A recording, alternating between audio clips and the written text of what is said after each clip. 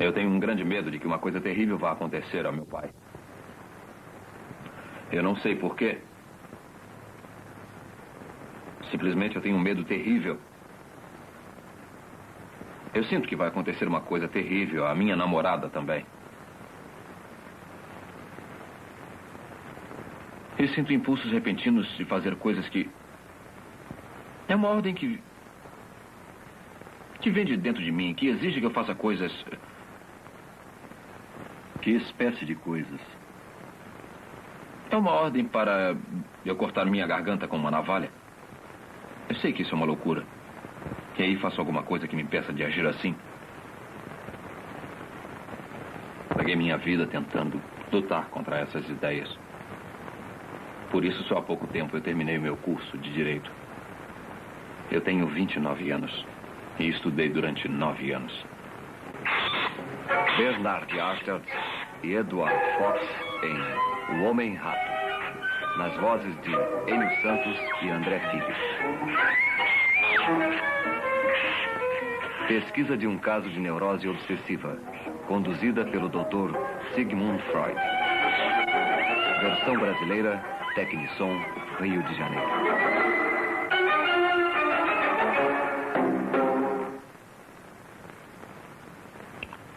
É tudo bem claro. Como se eu ouvisse a minha própria voz. Só que, na verdade, eu não estou falando.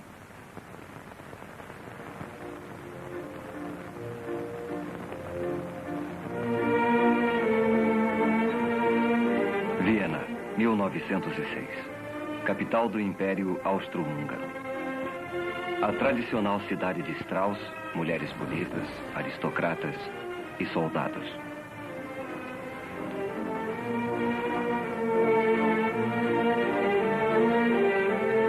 Mas Viena foi também o centro da nova ciência da psicanálise.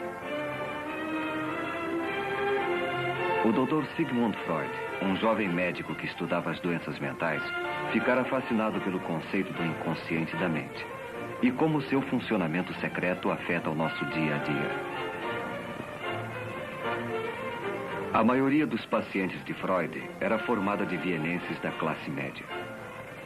Seus problemas e comportamento o levaram a crer que o motivo de tanta debilidade está escondido em nosso inconsciente e que são as experiências reprimidas e esquecidas de nossa infância que formam o inconsciente. Freud, um analista em atividade com 20 anos de experiência, estava com 50 anos. Ainda pesquisava e aprendia com as experiências de seus pacientes. Eu não tenho relações frequentemente, porque não tenho oportunidade. Eu acho as prostitutas repugnantes. Eu sinto que tenho desejo sexual normal, mas não sei como minha vida sexual estacionou. Eu posso lhe perguntar, que idade tinha quando teve a sua primeira relação? 26 anos. Há quanto tempo sofre com essas ideias, sua obsessão? Desde que eu era bem menino. Mas principalmente nesses últimos 4 anos. E o que o fez vir me consultar? Eu ouvi falar do senhor. Foi por isso que vim vê-lo. O paciente era advogado e oficial da reserva do exército austríaco. Embora Freud ainda não tivesse percebido, o homem estava a ponto de sofrer um completo colapso mental. As repetidas ordens que ele dizia receber, seguidas de tentativas para evitá-las, tinham reduzido sua vida a uma série de rituais sem sentido. A visita a Freud foi uma tentativa desesperada de achar a cura. Vamos deixar que o senhor pense no assunto. Amanhã poderá me dar a sua resposta.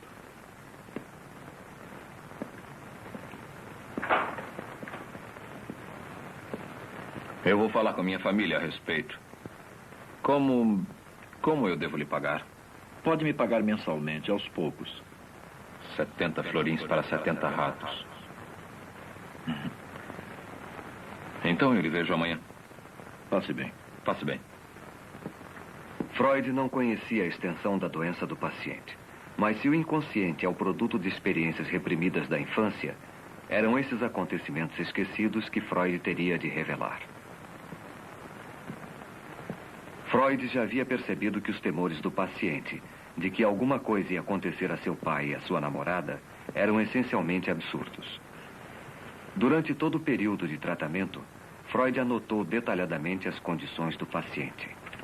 Essas anotações, ele as usou como base para a conferência que fez no primeiro Congresso de Psicanálise, realizada em 1908.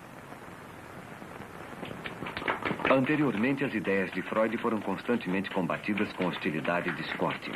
Mas o caso do homem-rato forneceria a confirmação mais dramática de suas teorias. Ilustres senhores, os conhecimentos que vou lhes transmitir agora talvez não sejam por si mesmos satisfatórios, mas podem servir de ponto de partida para o trabalho de outros pesquisadores. O esforço comum poderá trazer o sucesso que talvez esteja além do alcance do esforço individual. A façanha mais notável de Freud foi penetrar no funcionamento interior da mente. Ele a conseguiu desenvolvendo uma técnica completamente nova de comunicação com o paciente. Depois de nossa primeira entrevista, levei-o a concordar com a única condição de tratamento. O senhor deve dizer tudo o que vier à sua cabeça, mesmo que lhe seja desagradável, que pareça sem importância, irrelevante ou até mesmo sem sentido.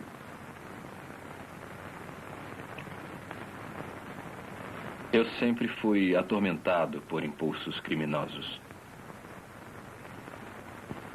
Eu costumava perguntar aos meus amigos, e ainda pergunto, se eles me desprezam por ser criminoso. Eles me dizem que desde que eu era pequeno eu sempre encarei a vida de modo negativo. Eu não sei porquê. Eu era feliz. Eu era muito amigo do meu pai. Sempre fui, toda a vida. Costumávamos conversar um com o outro sobre tudo. Menos sobre uma coisa. Nós tínhamos em casa uma jovem governanta chamada Senhorita Peter. Essa cena veio à minha cabeça bem distintamente anos mais tarde. Ela usava pouca roupa. Eu estava deitado ao seu lado. Então pedi que ela me deixasse tocá-la. Ela disse que eu podia, sim. Desde que não contasse aquilo para ninguém. Usava muito pouca roupa. E seu corpo me deu a impressão de ser muito estranho. Permitiu que eu tomasse algumas liberdades com ela. E isso me deixou com um desejo atormentador de contemplar o corpo feminino. Eu me lembro de mais coisas que aconteceram depois dos 6 anos. Eu ainda consigo me lembrar com uma intensa excitação. Nós tivemos outra governanta, que também era jovem e muito bonita. Ela costumava tirar a roupa e ficar se admirando no espelho.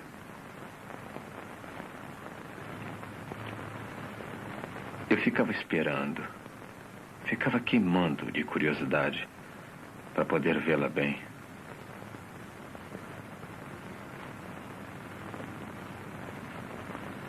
Quando eu tinha 6 anos, já ocorriam comigo as ereções. Eu tenho a sensação de que havia alguma ligação entre elas e a minha curiosidade. E eu tinha a mórbida impressão de que meus pais sabiam o que eu estava pensando. Mas tinha um pressentimento de que, tendo esses pensamentos, alguma coisa terrível iria acontecer. E eu devia fazer tudo o que pudesse para evitar que ela acontecesse.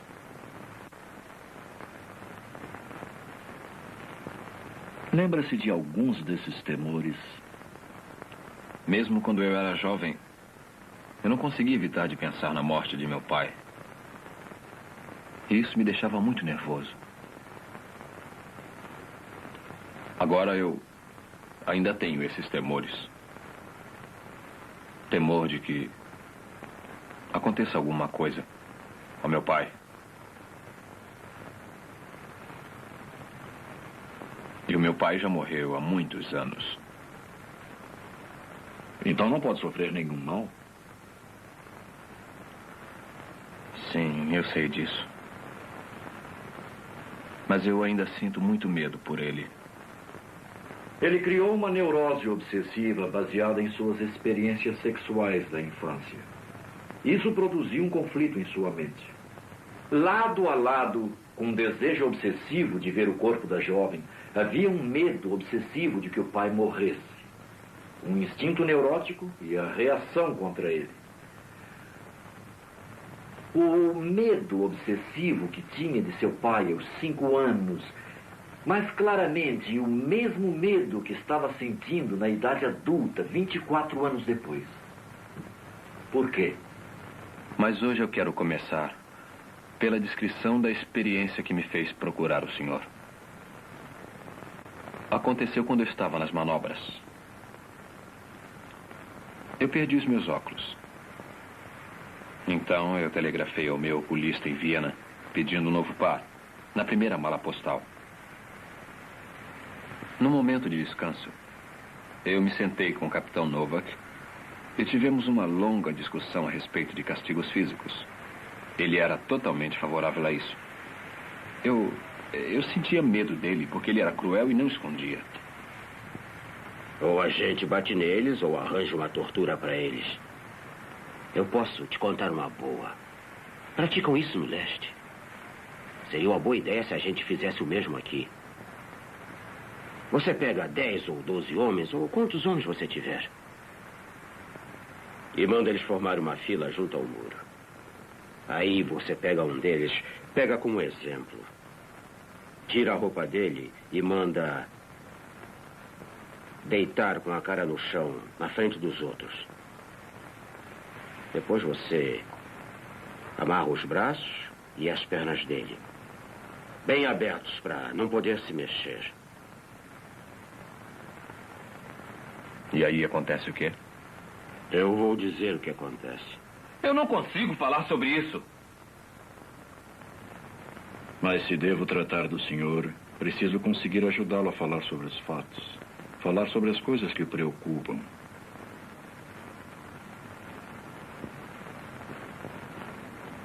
O prisioneiro foi trespassado.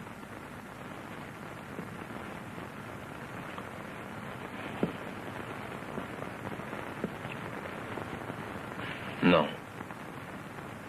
Não, isso não. Mas eles pegaram um balde e colocaram o balde de boca para baixo. Sobre o traseiro do prisioneiro.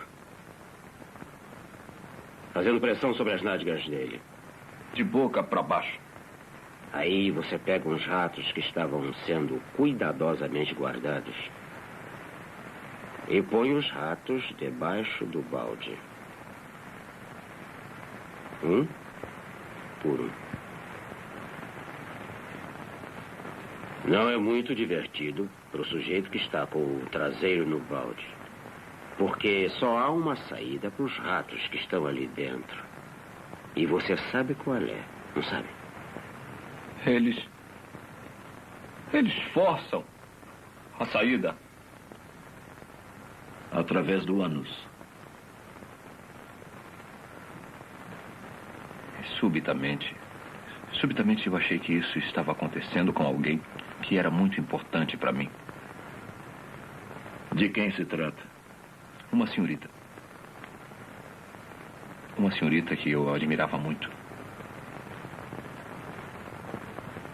Eu achei que a ideia era muito pouco comum para mim. Eu não costumo pensar dessa maneira. Eu acho mesmo que isso passou pela minha cabeça. E eu fiquei repetindo para mim mesmo que eu não deixaria isso acontecer. Não deixaria. E foi assim que eu consegui repelir a ambos. Eu não entendi isso. Ambos? E eu tive também a ideia do castigo estar sendo aplicado a meu pai. E teve essa ideia, muito embora seu pai esteja morto. Naquela mesma noite, o capitão Novak trouxe um embrulho que chegou pelo correio. Capitão? Capitão? Eu tenho um embrulho para o senhor que chegou pelo correio da aldeia. Eram os meus óculos novos. Os óculos que eu pedira em Viena, mas eu já contei isso para o senhor. O tenente Alex pagou o frete para o senhor. O senhor vai ter que pagar a ele. Não vou pagar, senão os ratos pegarão meu pai. Eram apenas meus pensamentos. Então eu mudei de ideia. Sim, obrigado. Eu vou pagar. Eu fiz um juramento de que os ratos não o pegariam. Meu cérebro recebeu a ordem de que eu devia pagar o dinheiro ao tenente Alex, como o capitão Novak me dissera. E o senhor pagou?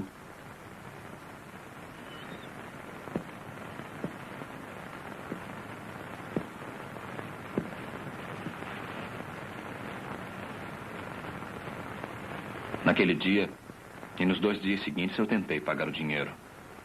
Eu não consegui encontrá-lo. Depois eu o encontrei e fui para pagar, mas ele recusou. Disse que não estava mais trabalhando no posto dos Correios e que não havia pago o frete. Ele tinha sido pago pelo tenente Brown. Eu não consegui cumprir o meu juramento. Eu não consegui cumprir o meu juramento, capitão. Eu não consegui cumprir. E o que foi que o senhor fez? Eu fiz um plano.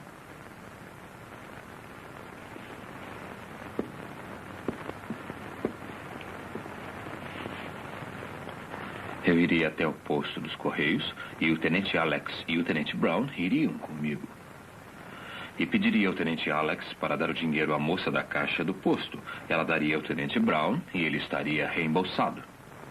Aí eu mesmo pagaria ao tenente Alex e não deveria mais nada a ele. Cumpriria o meu juramento e salvaria meu pai dos ratos.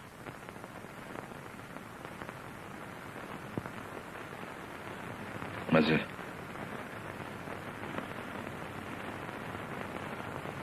eu fui covarde.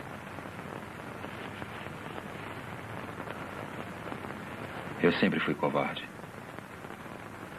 Desde o tempo em que era menino. Por que se acovardou por ter de pagar a ele? Eu não queria parecer um idiota. Não podia me arriscar a pedir aos tenentes para fazerem aquela maluquice. Eu não consegui decidir o que fazer, se levavam meu plano até o fim ou se fugia. Eu fui até a ferrovia. O carregador disse, trem das 10 horas. Eu disse que sim. Foi o destino. O trem das 10 horas não passava no posto dos Correios. No posto dos Correios? Na cidade onde era o posto dos Correios, capitão. Ia para Viena. Então eu fui para Viena. E no dia seguinte, eu coloquei o dinheiro em uma carta. E então o enviei para a moça do posto dos Correios. É provável que, na verdade, ele sempre soubesse que foi ela quem pagou o frete de seus óculos. Por que não reconheceu o fato antes? Enviei o dinheiro para a moça do posto dos Correios. Foi a pista que levou à verdade oculta por toda aquela incrível história. O que ele está tentando esconder? Por que estava deliberadamente se recusando a admitir que foi ela quem pagou o frete para ele? Por que ele preferiu criar uma estranha obsessão sem sentido, envolvendo ratos, o pai, sua namorada e compromissos de dinheiro com o tenente? Uma coisa que considero da máxima importância é acrescentar. Meu pai tinha enfisema. Na noite em que morreu, eu perguntei ao médico quando acabaria a crise. E ele me respondeu, amanhã. Então eu fui para a cama.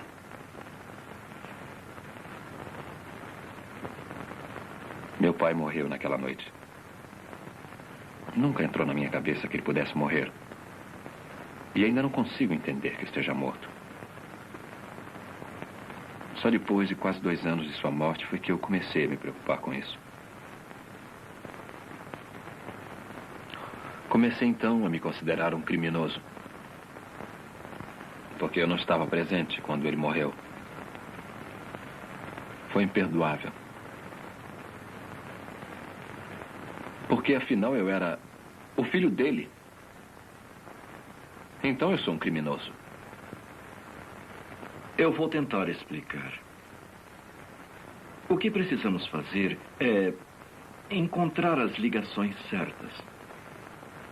Ligar os seus sentimentos de reprovação, de culpa, de autocensura com o que realmente os causou. Sabe, ninguém está acostumado a ter sentimentos fortes sem que consiga explicá-los. Então, olhamos à volta buscando uma causa possível. E pegamos a primeira que pareça razoável.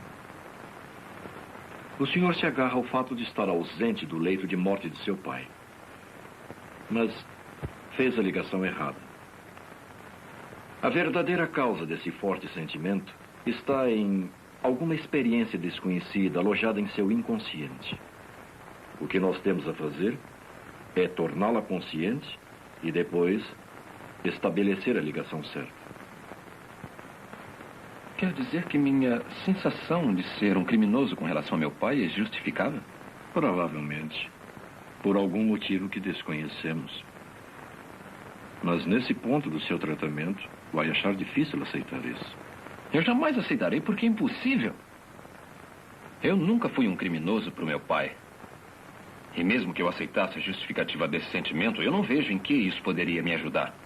O senhor está aceitando que o seu sentimento não ajudaria. Mas ele pode ajudá-lo a lembrar-se dos acontecimentos que deram origem a ele. E que ainda estão ocultos em seu inconsciente. Eu gostaria de falar sobre meu pai.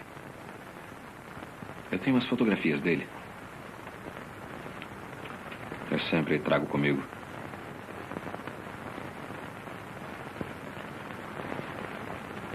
Ele era um homem excelente. Era muito bom. Mas éramos muito amigos. Era um soldado.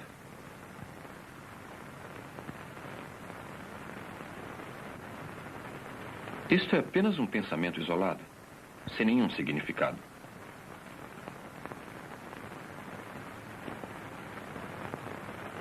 Quando eu tinha 12 anos, me apaixonei por uma menina. Mas ela não gostava de mim. E eu pensei que ela só ia querer me namorar se o meu pai morresse. Ela sentiria pena.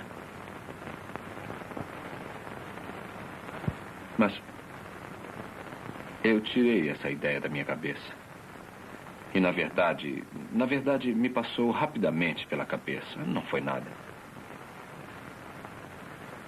O senhor se lembra de ter pensado em seu pai morto em alguma outra ocasião? Lembro. Isso foi uns 6 meses antes dele morrer.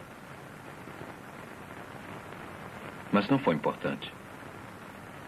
Mesmo assim, conte.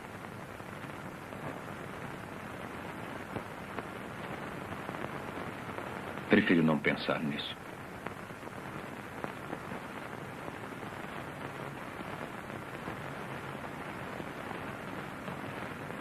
Compreendo que a lembrança é muito dolorosa.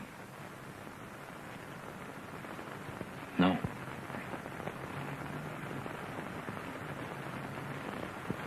Eu não consigo me lembrar.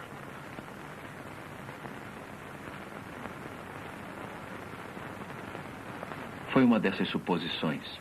É que, se ele morresse, eu teria dinheiro para me casar. Mas eu afastei do pensamento. Mas se ele tivesse morrido, teria sido uma vantagem para o senhor. Mas eu não queria. Mas teria sido uma vantagem, não teria? Teria. Eu ainda estava muito apaixonado por ela na ocasião. Eu já a conhecia há mais de 10 anos. Eu me lembro. Tive esse mesmo pensamento na véspera dele morrer. O pensamento me apavorou. Eu não queria, nunca, a morte dele. Mas o senhor queria inconscientemente. Sabe, todo temor é um desejo reprimido. Desejou que seu pai morresse e sentiu-se ansioso, com medo, culpado. Por isso tenho de acreditar no oposto do que está dizendo. Eu teria desistido de tudo para salvá-lo. Esse amor tão intenso é o que está suprimindo o seu ódio. Eu desisti da felicidade. 3 vezes, desde o tempo em que era menino, desejou que seu pai morresse para que pudesse ter dinheiro e casar com a jovem que amava. Eu a amo. Mas eu nunca a desejei sensualmente, da mesma maneira que era excitado pela minha governanta quando eu era um menino. Os seus desejos sexuais normais foram inibidos pelas suas experiências da infância.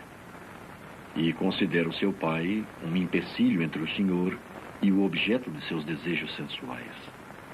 E o senhor o odiava por isso, desde quando era criança. Está enganado. Eu o amava. Eu o amava. Eu acho que devia ser fuzilado. Por que eu devo viver quando ele morreu? O senhor reprimiu o seu ódio e o enterrou antes dos 6 anos.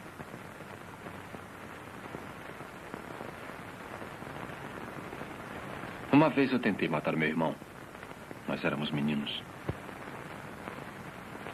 Eu carreguei a minha espingarda de brinquedo com uma vara. Depois eu disse para ele que se ele olhasse para dentro do cano, ele ia ver uma coisa. E puxei o gatilho.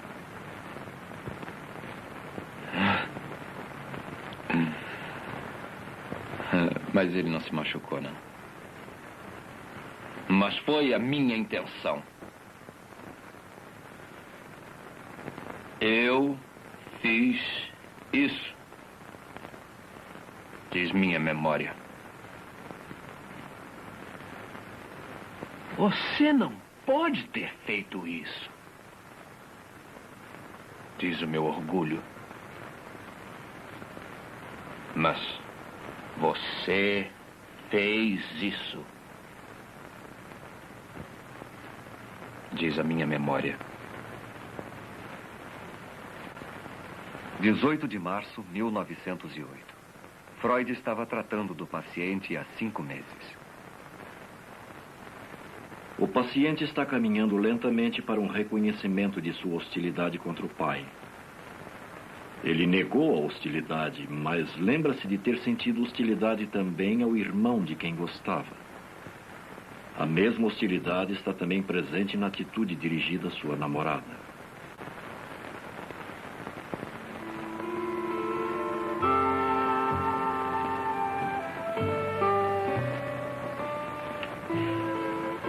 Nós estávamos no lago, num barco.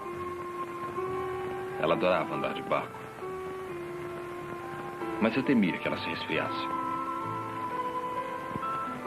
Ela não usava roupas próprias para andar de barco. Então eu pedi a ela para colocar o meu chapéu. Ela recusou. Disse que ia ser uma bobagem. Mas eu forcei.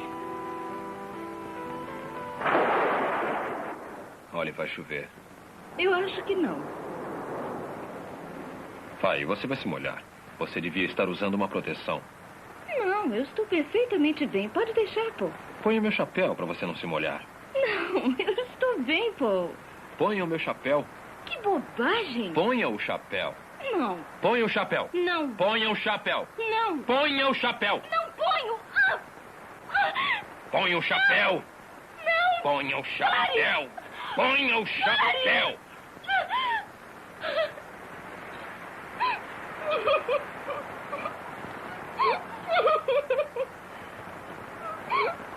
Nada deve acontecer a ela.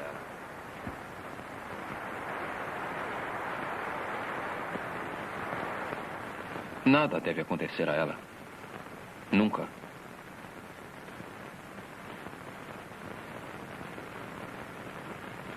Eu estava esperando por ela. Eu já não havia uma porção de dias. Mas havia uma pedra na estrada. E eu pensei que se as rodas da carruagem batessem na pedra, Gisela podia morrer. Então eu peguei a pedra e a coloquei fora da estrada. O senhor queria protegê-la. Jurou que nada aconteceria a ela. Aí eu vi como eu tinha sido absurdo. Peguei a pedra e a coloquei de novo no lugar em que estava.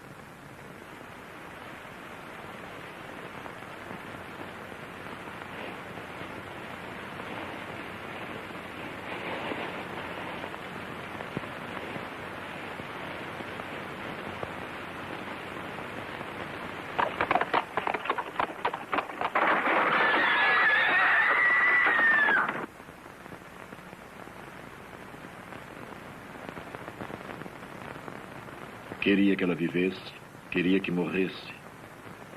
O desejo de causar mal, o desejo de proteger. Esses são os componentes na batalha entre o amor e o ódio.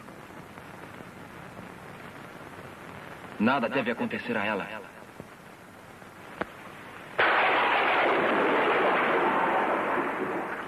2, 3, 4, 5, 6, 7, 8, 9, 10, 11, 12, 13, 14, 15, 16, 17, 18, 19, 20, 21. Antes de 40 há o perigo dela morrer.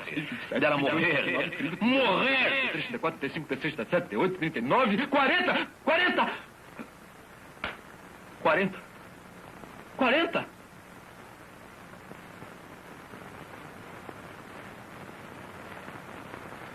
Por que está tão zangado com ela?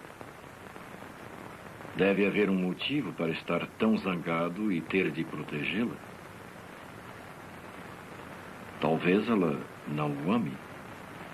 Eu acho que tenho de guardar a mim mesma para o homem ao qual um dia eu vou pertencer. Você não pode me amar, Gisela. Você não pode me amar? Não. Dessa maneira, não. Eu te odeio, Gisela. Olha, vai chover. Ponha o meu chapéu. Não, Paul. A obsessão do paciente exibe um irresistível antagonismo que ficou demonstrado em sua atitude de superproteção. Ele tirou a pedra da estrada para salvar a vida da moça, mas a recolocou, o que voltou a expor a moça ao perigo. Bom Deus, proteja meu pai e Gisela. Amém. Bom Deus, por favor, não proteja. Deus, proteja meu pai e Gisela. Amém. Não proteja. Proteja meu pai e Gisela. Amém. Não proteja. Proteja, por favor, não proteja. E Gisela. Amém. Por favor, não proteja. Pai. Não proteja. Amém. Não proteja. Pai. Não proteja. Gisela. Não proteja. Amém. Gisela. Amém. Gisela. Amém. Não proteja. Gisela. Amém. Não proteja. Gisela. Gisela. Gisela. Amém. Gisela. Amém. Gisela. Amém. Gisela. Amém. Gisela. Amém. Gisela. Amém. Gisela. Amém. Gisela. Amém. Gisela. Amém. Gisela. Amém. Gisela. Amém. Gisela. Amém. Gisela. Amém.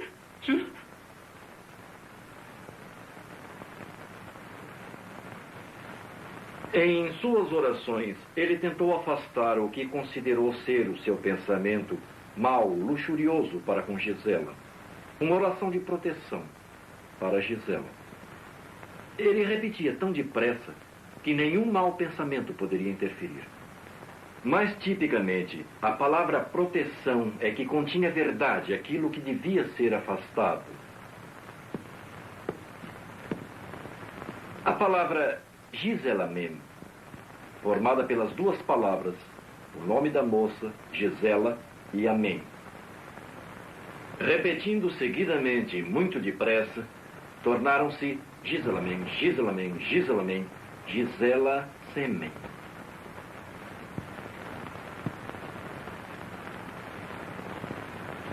Ou, para ser mais claro, ele se masturbava com a imagem da moça. Ouvi o caso dele durante 6 meses. E foi logo depois desse tempo que atingimos um período muito difícil de tratamento. A hostilidade do paciente com relação ao seu pai, que já estava presente em seu relacionamento com seu irmão e sua namorada, começou a se revelar com relação a Freud. O paciente, sem conhecer a importância de seu comportamento, começou a transferir suas emoções para o analista e a viver no consultório as experiências que ainda estavam enterradas em seu inconsciente. Sobre o que o senhor quer falar hoje? É uma coisa que vem me perturbando no fundo da minha mente. Eu não disse ao senhor que quando meu pai morreu, ou logo depois dele morrer, a minha mãe insinuou que eu devia me casar com uma prima. Quando meu pai ainda estava vivo, também insinuou a mesma coisa. Ele queria isso. Ela era muito rica. E seria um bom casamento. Todo mundo dizia que seria um excelente começo para mim. Mas para mim não valia nada. Quando eu fiquei doente, a ideia então foi abandonada. Eu não conseguia trabalhar. Mas não era sobre isso que eu queria falar com o senhor, nada disso. Eu queria falar sobre uma jovem que vi à porta de sua casa há uma semana. Ela era extremamente bonita. Tinha os olhos mais lindos que eu já vi.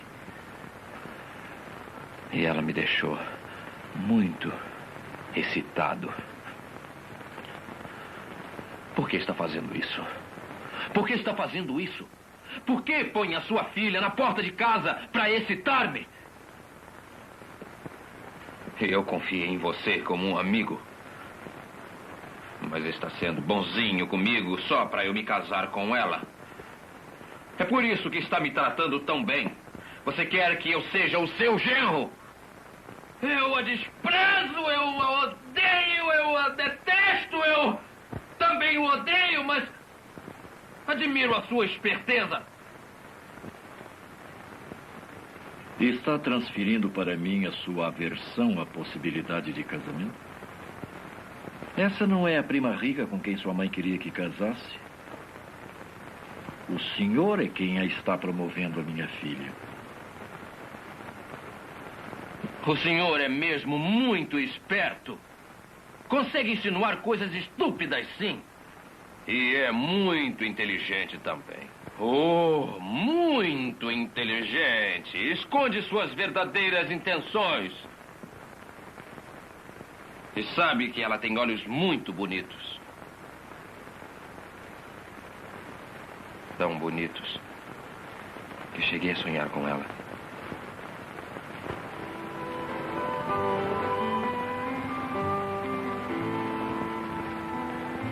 Freud atribuía grande importância aos sonhos, como sendo um meio de revelar o inconsciente. Porque ao dormirmos, o nosso consciente está desprevenido. As ações em nossos sonhos, interpretadas corretamente, dão uma clara indicação dos desejos reprimidos e ansiedades alojados em nosso inconsciente.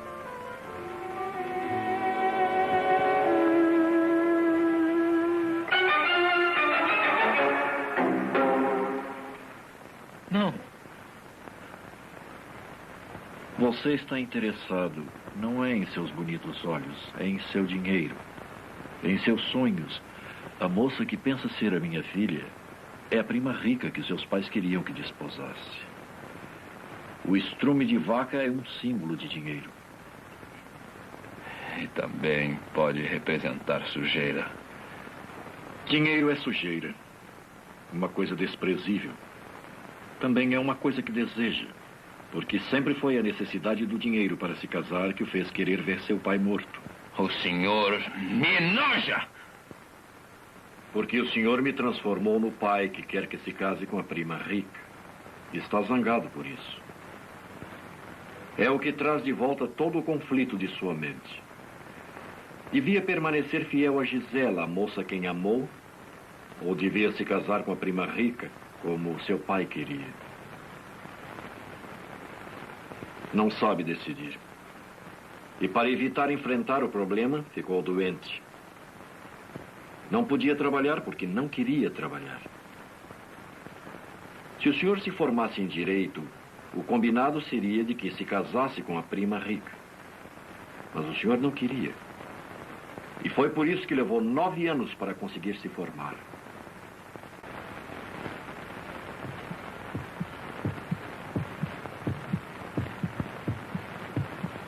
Depois que meu pai morreu, eu trabalhei. Trabalhei muito, mesmo encontrando dificuldade. Eu queria trabalhar para poder me casar. E trabalhava até tarde da noite. Exatamente à meia-noite, eu abri a porta do meu gabinete para que meu pai entrasse. Mas ele nunca entrou. Aí então eu fiz uma coisa louca. Tirei a minha roupa. Examinei as minhas partes íntimas no espelho. São os dois lados do seu relacionamento inconsciente entre o amor e o ódio, expressos em um ato obsessivo isolado. Queria agradar seu pai trabalhando muito, para que pudesse se casar com a moça rica, mas ao mesmo tempo ser descoberto desafiando seu pai, masturbando-se mentalmente, como fazia quando era criança. Por essa época, eu nem me lembro quando foi, minha mãe que me disse. Meu pai foi até o meu quarto e me bateu por eu fazer uma travessura qualquer.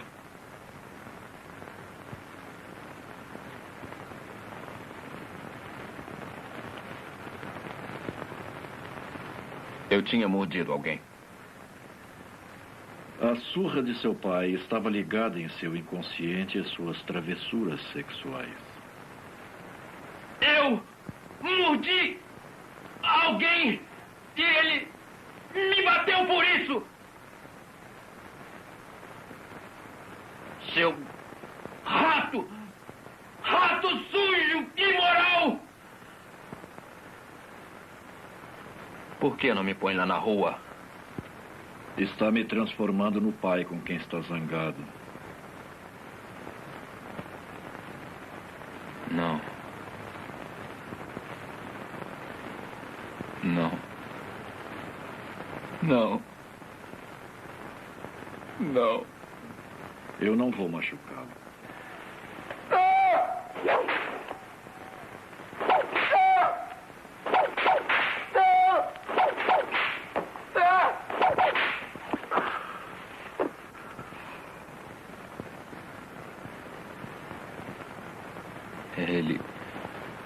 Ele bateu tão forte. Ele não parava mais de me bater. Esse menino ou será um grande homem, ou será um criminoso. Eu sempre fui atormentado por sentimentos criminosos. Impulsos criminosos. Gradualmente, o paciente foi convencido. O pai que ele amava também odiava. Meu pai morreu há muito tempo. Então não lhe pode fazer nenhum mal. Eu sei disso. Mesmo assim, ainda receio. Ele reprimira seu ódio aos 6 anos de idade. E esse ódio apenas apareceu como culpa, aparentemente sem motivo, e uma neurose obsessiva.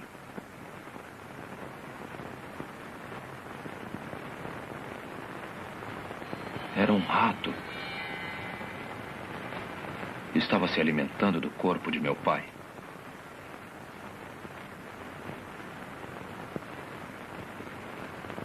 O tratamento chegara ao seu ponto de retorno.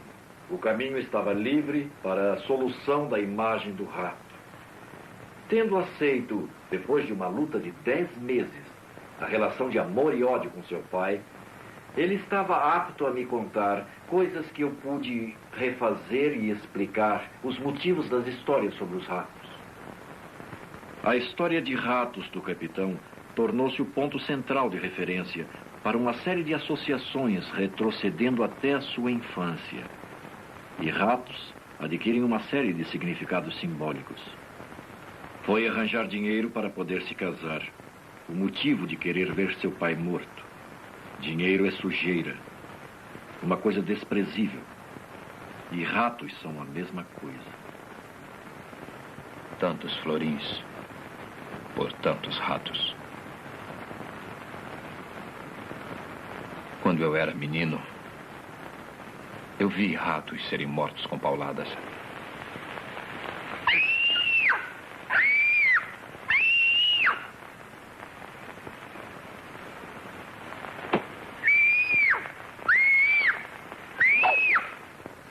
O rato é o senhor quando criança. Ele bateu tão forte. Não parava mais de me bater. Lembra-se por que ele lhe bateu?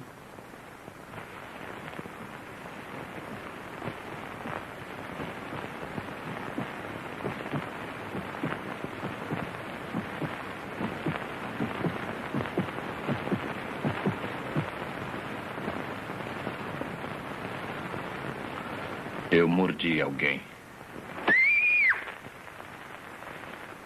Ele não parava mais de me bater. Assim, no rato, o paciente viu uma imagem viva de si mesmo. A crueldade do capitão Novak e seu amor ao castigo corporal também lembraram inconscientemente as surras da sua infância. Em seus delírios obsessivos, o paciente imediatamente ficava hostil com seu pai. A tortura do rato devia ser aplicada a seu pai, mas ele o amava e, para protegê-lo, fez um juramento. Eu preciso devolver o dinheiro ao tenente Alex. Senão os ratos vão pegar o meu pai.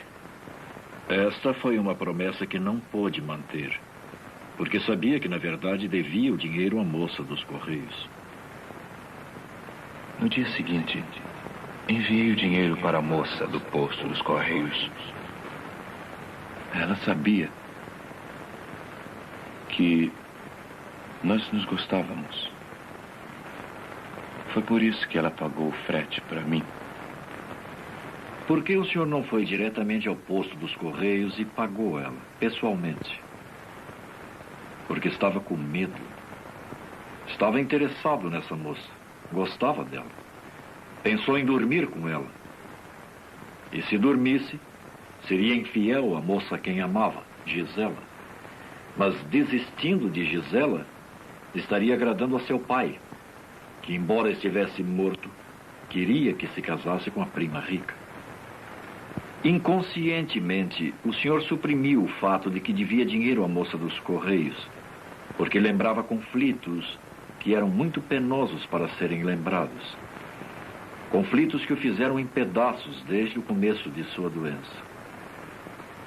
Não sabia se continuava a obedecer seu pai ou se devia se manter fiel à mulher que tanto amava.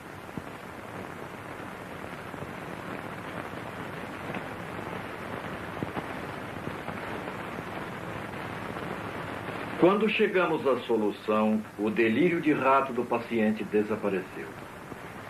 A mente do neurótico obsessivo é como a árvore que espalha os seus galhos em todas as direções. Mas seja qual for a folha que a pessoa tomar, ela sempre seguirá o caminho da raiz causadora do mal. Nesse caso, o conflito entre o amor e o ódio que nasceu da crença inconsciente do paciente de que seu pai ficou entre ele e os seus desejos sexuais.